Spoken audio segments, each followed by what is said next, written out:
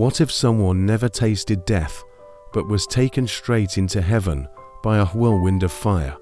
This is the breathtaking story of Elijah's final journey on earth. Elijah had served God faithfully, calling down fire from heaven, confronting kings and proving that the Lord alone is God. But his time was running out. He traveled with his apprentice Elisha, and at Gilgal, then Bethel, then Jericho, Elijah tried to convince Elisha to stay behind. But Elisha wouldn't leave him. "As surely as the Lord lives and you live, I will not leave you," he declared.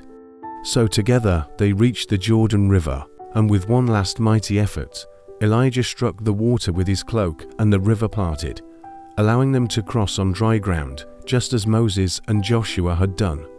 But on the other side, Elijah's body began to feel heavy.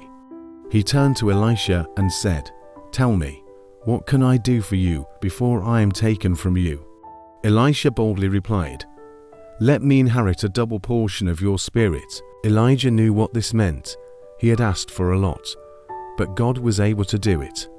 And as they stood there, a chariot of fire with horses of fire appeared, blazing with heavenly glory. It was God's way of separating the two of them. In an instant, Elijah was taken up by a whirlwind into heaven. Elisha cried out, my father, the chariots and horsemen of Israel." As he watched, Elijah vanished into the sky. Only his cloak remained. Elisha picked it up, walked back to the Jordan and struck the water. The river parted once more. God's power had now passed to Elisha. So Elijah's departure wasn't just an end. It was the beginning of a greater legacy.